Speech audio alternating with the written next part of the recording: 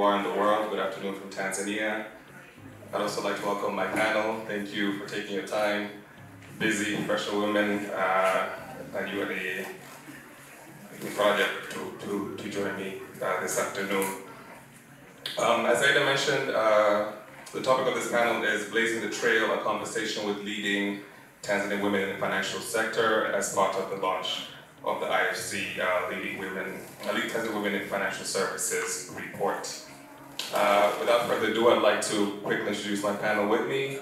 I have Margaret Ikongo, for the Continental Reinsurance and other companies. I have Mwanahiba Mzee from EcoBank, Karibu Sana, Catherine Kimaryo, NCL Advisory, welcome, and Nura Masood from Sun Life Insurance. Karibuni Sana, thank you for joining us. Quickly before we get into the questions, maybe if I could provide 1 or 2 minutes each to introduce yourselves and let everyone know what you do, who you are, what you do. Karibu Sana. Lady Women Managing Director of the National Insurance Corporation. I served that position for 10 years, from 1999 to 2009. My greatest achievement with my team during that time was to be able to persuade the government to change the position of privatizing NIC and instead restructure it. That's why I pride myself with my team for that achievement. Currently, I serve in the board of Vodacom, PLC Tanzania, where I also chair the Audit, Risk and Compliance Committee. I also serve in the board of a Pan-African reinsurance company based in Kenya, Nairobi. It's called Continental Insurance, where I also chair the Risk and Strategy Committee. So briefly, that's it. Good afternoon. My name is Nura Masood. I'm a mother of 2. I work for Sanlam as a general manager. My task is head of corporate business, so I do both underwriting and claims. I'm also a government counsel in the Insurance Institute of Tanzania. Asante. Good morning, good afternoon, good evening. I believe we have people from all over the world. I've been told to look at that camera, and I will do that from a wonderful angle. I am many things. I will focus, since today is about leadership in finance. I am a strategic advisor, so I serve as a strategic advisor to CEOs and boards. Also, I am an executive coach and a leadership mentor. However, I come from a background in banking, commercial banking, as well as development finance, where I rose to the level of executive for projects and infrastructure finance and regional director. This was with the Trade and Development Bank of TV. There, yes, I was actually the first female business executive in its 30-odd years of history. My biggest point of pride, other than the numbers, because we heard we can deliver on the numbers, was in building and being part of a high-performing, high-integrity team. So today, I also sit on a number of boards, 2 of them in financial institutions here in Tanzania, so Aida Commercial Bank and TSL, and 2 regional financial institutions as well. One covering Western Africa, that's Vista Bank Group, and one covering Eastern and Southern Africa Trade and Development Fund. My name is Mwanahiba Mzee. I'm also known as Mwanahiba Mzee, and everybody calls me Hiba. I've been in this financial sector for about 24 years, doing different things in about 4 banks, 3 international and 1 local. I take pride that I was and still the first Tanzanian to hold the managing director position in the EcoBank network of 39 countries. And I was the first woman to take the office in Tanzania. I'm currently working at a regional office in Nairobi, but looking at 18 countries, East, Central, and Southern Africa. East, Central, and Southern Africa, and I'm heading strategic objectives for the region. I'm a mother of 3, 2 young men, not children, young men, and 1 young girl. And I take also pride in being part of so many women and men in this market that have gone through me in terms of coaching, in terms of being their leader, their manager, and their friend. Apart from being the regional project head for ECOMAN, I'm also a non-executive director for Tambaza High School, and I also own my own company. So for me, I'll share my experience, how I've been doing it. My greatest, I know we all transformed, but what I love when I practice is participatory leadership. That's what I love practicing, and I've been practicing it for some years now, more than 10 years, and it's actually pays off. So what I would really recommend or I would share is that as a CEO or as a leader, we need to be very close to these women that we want to grow. First, you have to have the eye to identify who for what, and then involve them. First of all, involve them in the work that you think they can do better or they can aspire to do. Involve them in terms of knowing what are their issues. Emotions, whether we like it or not, is there. Yeah? We can no longer say, leave your baggage outside the door when you come in, and then we will take it when you leave the office.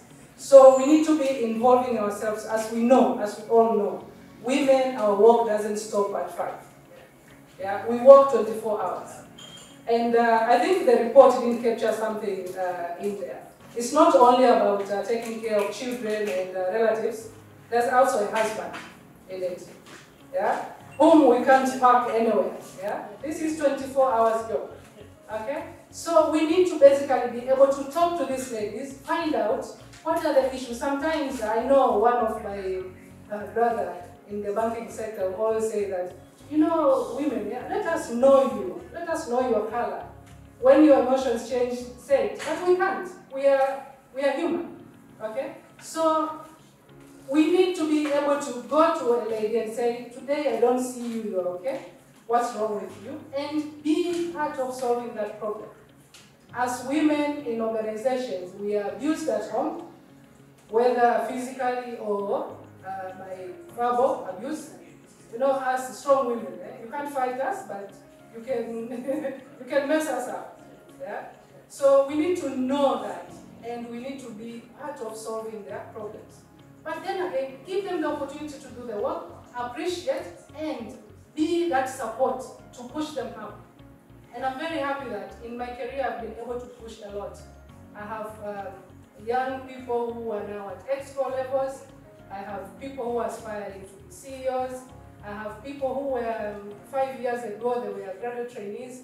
They are now in senior management positions or middle. I'm very happy on that. But that here, and for us women, because we are blessed, we listen. Yeah, that comes from the maternity kind of a thing. Yeah? So let's put our ears, yeah, on the ground and help other women so that they can overcome their challenges and move forward. That's all I can. I'd like to ask Margaret, you rose from a manager position to the powerful position of managing director at NEC. You faced doubts around your capability, but went on to excel in that role. And I remember from our conversations that the doubts were internal and external. Your role was also very political. How did you navigate all of this, and how did you position the organization for success? Yeah, thank you. You're very right. That appointment for the manager to a managing director in a public institution came with a number of confusion and doubts. I also remember the date, it was 2nd November 1999, and it was announced in the news that the president has appointed me. And this story is very important because it helped increase my confidence. The next day, a photographer from the Daily News came looking for me and said, you know what, we need to take your picture. We don't have any picture of you in our archives. We don't know you, and you were appointed. So that was very good. As I said, okay, I've been entrusted in this position. Nobody knows me. They don't even have my picture. And if I've been entrusted with such a position by the government, by the president himself actually, I have to deliver. So I also knew that I'm not alone. I could reach out to people. I had people around me. I had mentors. We have spoken about mentors. I had my former bosses when they left NIC, and I could reach out to them. So that gave me a push, an inner push, which I needed. Someone must have seen something in me, and I've got to prove them right. So how did we position the company? The first thing was to stop breeding. I mentioned the year because at that time, 1999, the insurance market has just been liberalized. NIC was losing business left and right, and our costs were still very high. So we had to move fast, stop the bleeding.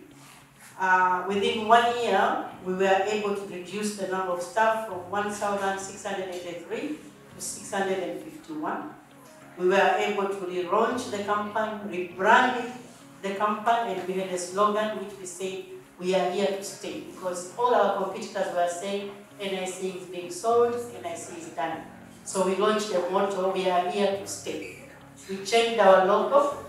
We took the bubble tree, a symbol of strength and a symbol of long life. So we kind of marketed ourselves differently. But more important also, we focused on customers. We picked 20 top customers. I had a list of 10 to engage twice per month so that they remain with us. So in those initial stages, that was very critical, and then the rest was, of course, to introduce, which was not there, performance management to our managers. It was not there.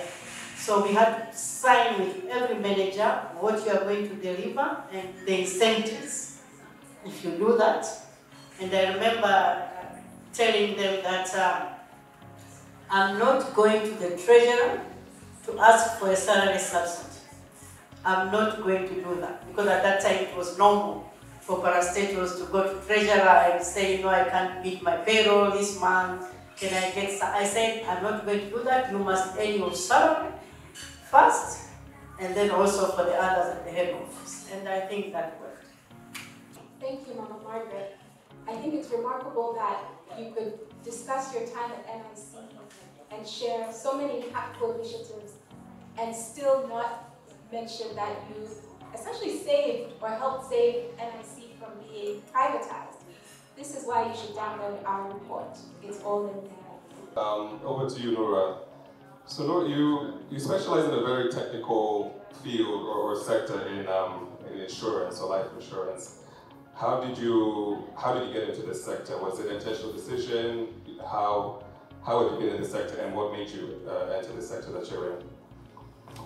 Thank you very much.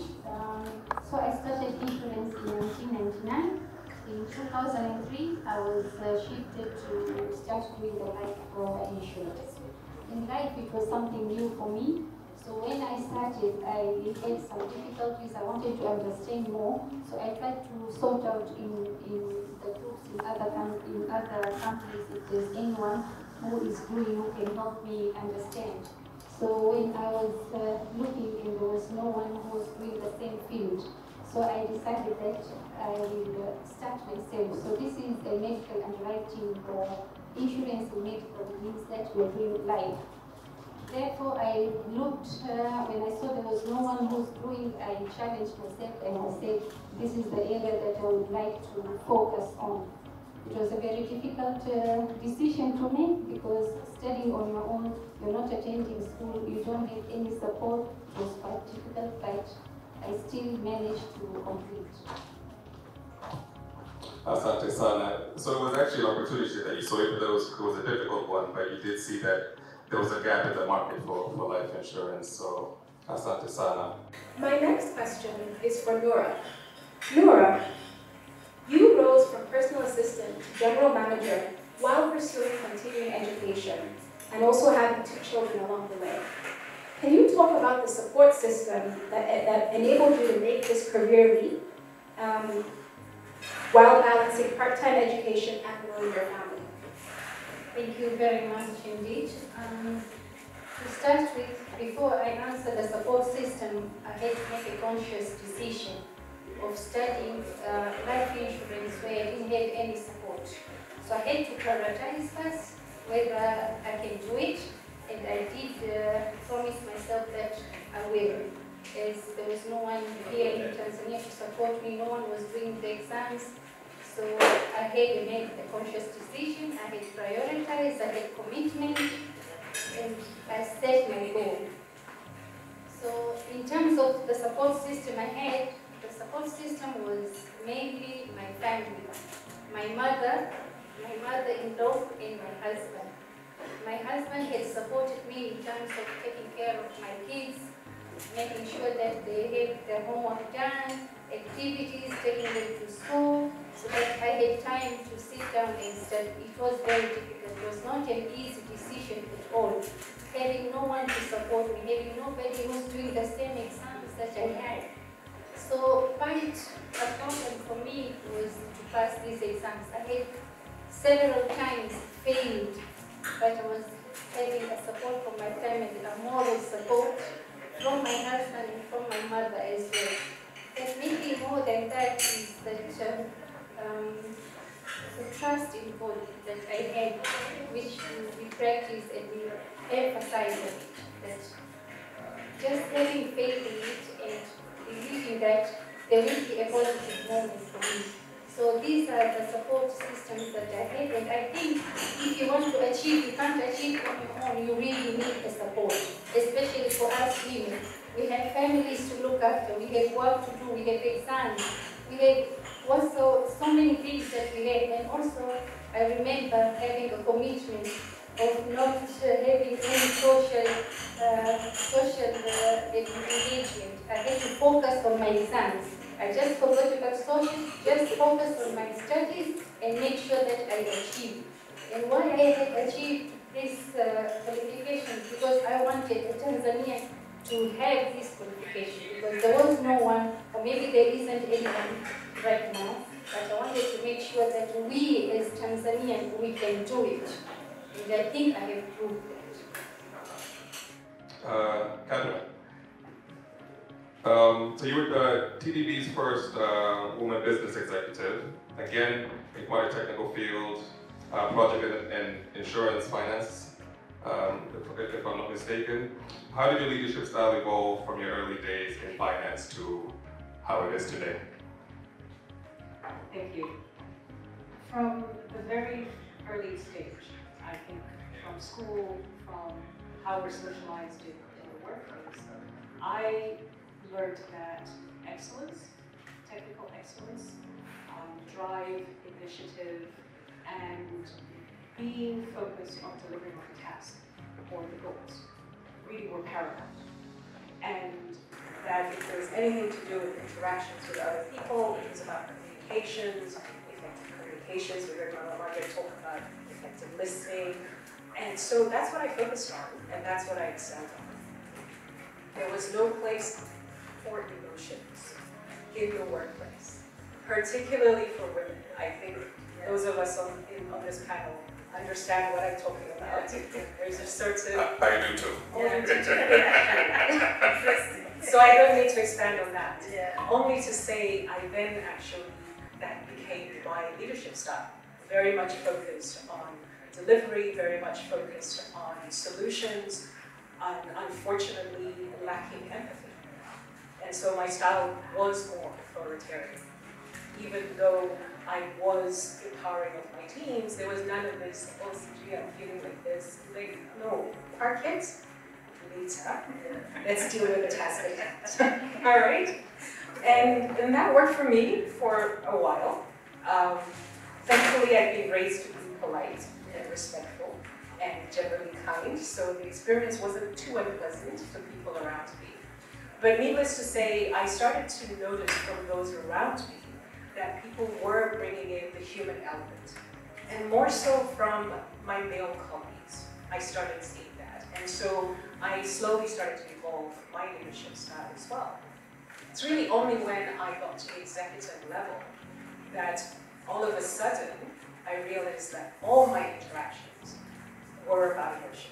There was emotion in every single interaction, whether it was with my peers, when we are fighting for limited resources, let's be honest about this, whether it's with clients, where they're trying to overcome challenges or capitalize on opportunities, or with my staff. So I also realized I was ill-equipped, honestly, to handle that, and I looked for an executive coach so that I could work on that element, bringing in and understanding and managing emotions, my own as well as those of others. So that then helped me to integrate emotion into all that other stuff, which I believe has made me more of a transformational leader, where I'm bringing in elements of coaching, I'm bringing in elements of understanding where people are coming from, what they're going through. So I'm taking everyone as a whole individual, not just as this bottom line professional. Thank you. Which I think is an area that can across all types of business. As long as you're practicing leader, I think emotional intelligence is quite a key thing when we work with diverse groups of people. Thank you for bringing that term to life. Sometimes I even have a hard time explaining what emotional intelligence is to my colleagues or other people, so thank you for that. My next question, again, on these journeys, is for you, Aida. You were one of the first MPs in Tanzania's financial services sector, and often you were the only woman interviewed for leadership positions. And as we discussed, you didn't apply. You were nominated, selected. Having been handpicked for consideration in those ways, what put you on the map as a person and as a woman who people thought of when a leadership opportunity presented itself? It's very correct that in my journey of 24 years, I can count not even my hand fingers that I've applied for a job that I actually went through. It's always a referral, somebody calls me, there's this, and I have a CV, then come for the interview, and then of course, the interviews are done.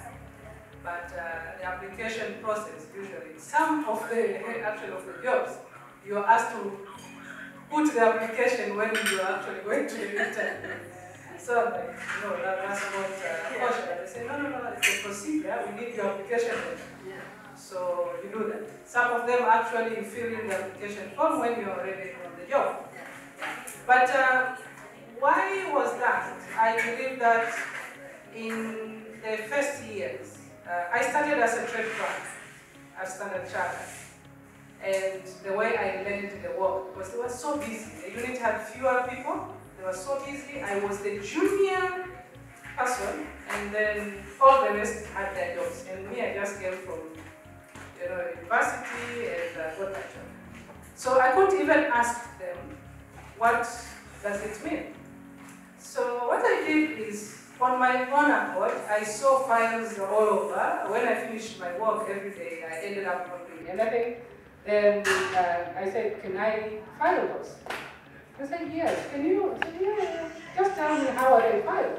So one of the managers, a lady, so showed me in one file. Then I went through all that work. It was a pile of documents.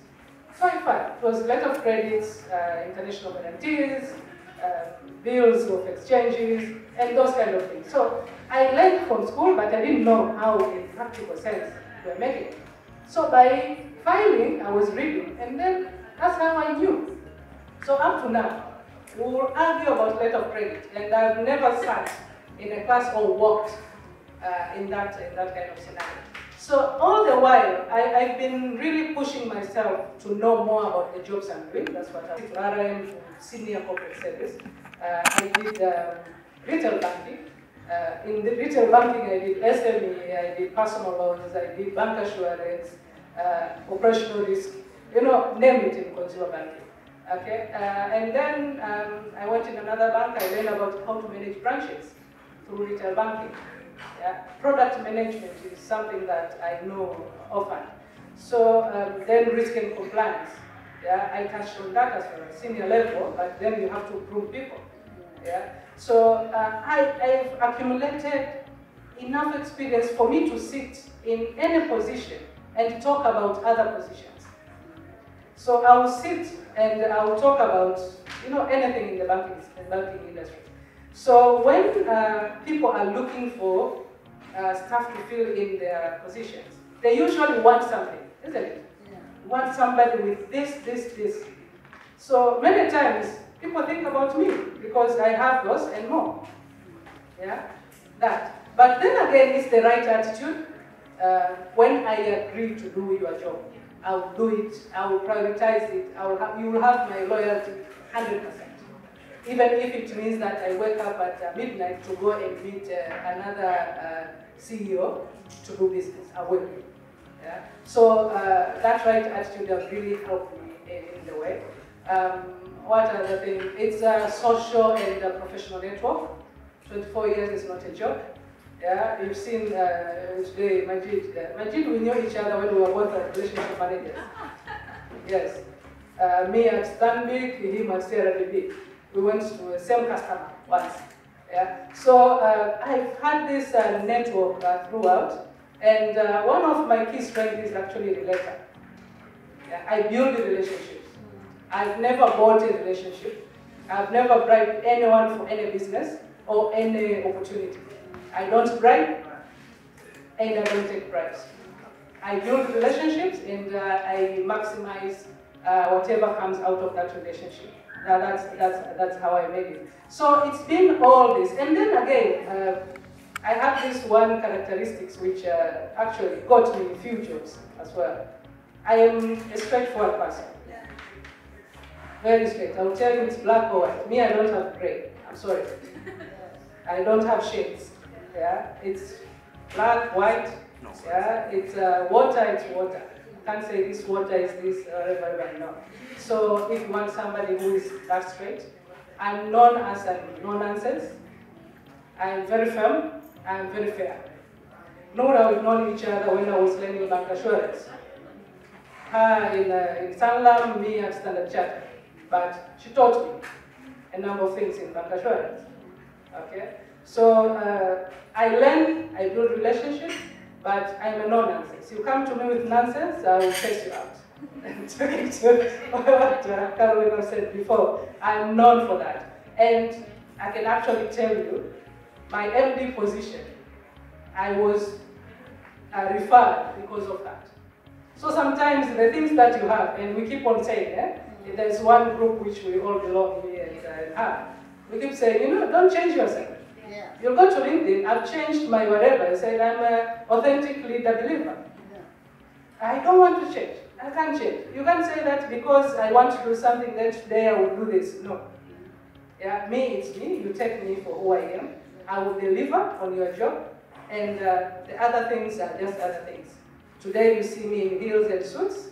You come to my whatever family, you will see me walking on the floor without shoes and wearing a dera, because it's different environment, it requires different response.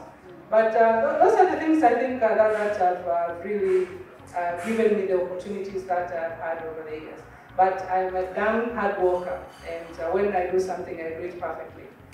Thank you. Thank you so much for that, Nura. You're taking me back to our conversation last year. There was so much in your journey that I recognized from my own early banking days. Thank you for that.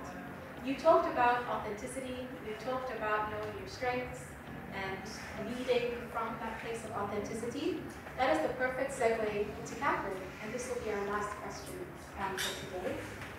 At NCL, you serve as strategic advisor to C-suite leaders and board members, both in the public and private sectors. And you also have a coaching practice for individuals and teams. What mindset do you think women leaders and aspiring women leaders need to make it to the top of their careers? Wow. I guess in essence I'm going to be summarizing what we've heard here, all right? The starting point for me is to say I don't think there's a different mindset that women need to have. It's the same mindset regardless of gender. And I would categorize it into four.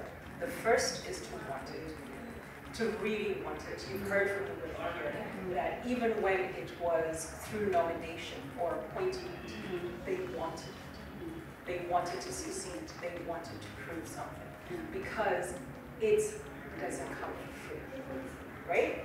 You can't have it all the time, whether you are male, female, or whatever.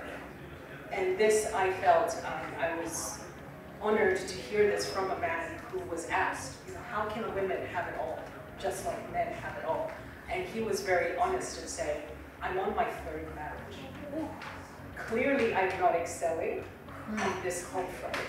So yes, I'm sitting here as a successful CEO, but it's to say that even for men, and it got me thinking that the only difference really is society's expectations and acceptance of what is right.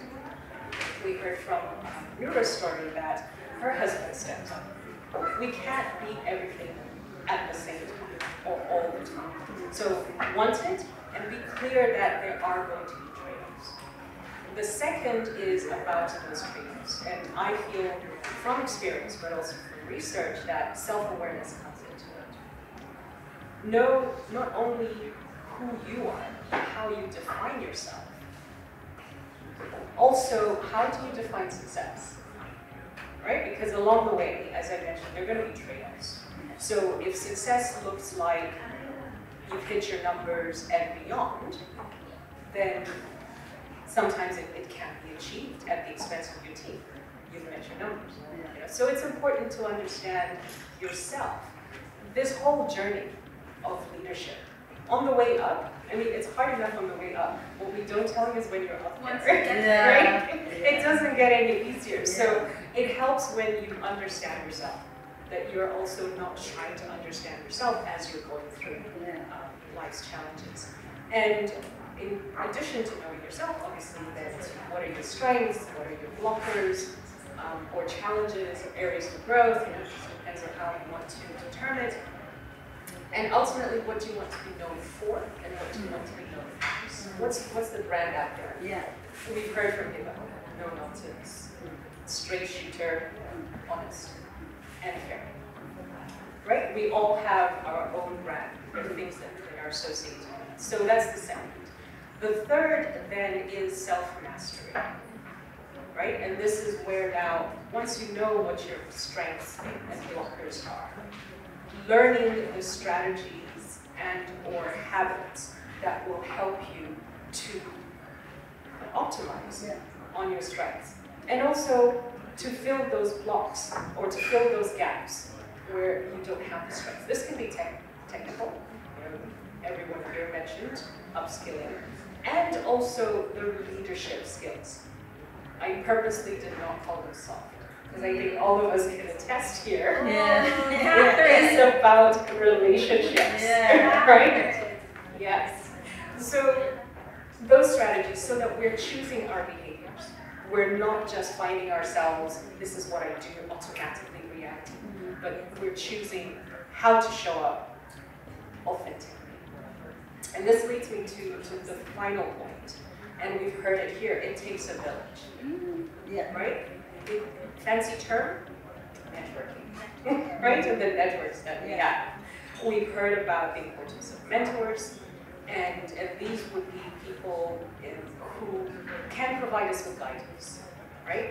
And we've heard the importance of coaches, and these are people that can help us fine-tune certain areas. And there are all sorts of different types of coaches. Myself, I'm an executive coach, but there are different types of coaches that can help us. We've also heard, or at least, yes, I believe we did hear explicitly about sponsors, right? And sponsors, we all know out there, there are funny versions of sponsors, but these are the people that will speak for you when you're not there. Exactly. When you're not around the table, or when you're not on that golf course, or having that brandy, because there are challenges for women to network sometimes across genders. You've mentioned them in your report. And the other one is actually role models that I want to raise. We don't often think about it explicitly, but most of us do have role models. And these can be people that we know well, My mother is one of my role models. So is my father, so actually is my brother. And then there are also people that we don't know, we've never met, but they're just certain attributes that we aspire to. And the last one are these enablers. And I don't mean this in the addiction sense, right? But these are the people who make it possible for us to show up. We've heard about family members stepping in to give care for our loved ones. We've also heard about family as supporters. But then there are also our friends. There are times when we can't have them actively in our lives, but those good friends are their cheerleaders. So I'll almost call it the caregivers and cheerleaders category, which is just as important, I believe. And I would like to end by reminding all of us that whether or not we're doing this explicitly, incidentally, intentionally, we are at any point in time playing a number of these roles ourselves. Yeah. So let us remember that we are being role models for others. We are mentoring. You can't say you manage people and get results if you're not mentoring. Somehow you are. The question is, Are you doing it well? this is so I will end it there just to remind all of us do have a role to play in helping ourselves and also helping others to reach the top and to stay at the top, if that's what we want. If that's what we want. Yeah. You are taking me back to 2020 and the 4 months that I spoke to all of you, plus the 18 others. I got so much inspiration from all of your stories. And even today, new gems, cheerleaders and caregivers. You know, the gentleman who talked about being on his third marriage, that level of honesty is not common, right? And so many other insights from you all. I think we need a podcast. LTW. LTW pod. Leading Tanzanian Women podcast. That's the end of my questions. I want to thank you all for taking the time today, for being flexible about the technology. You've given so much, and I look forward to hearing all of the comments and feedback from people when they listen to this. And I think once they download your reports, they'll see why you are where you are, and they'll gain inspiration for themselves on their own journeys. So thank you. Asante sana. Thank you. Asante. Thank you.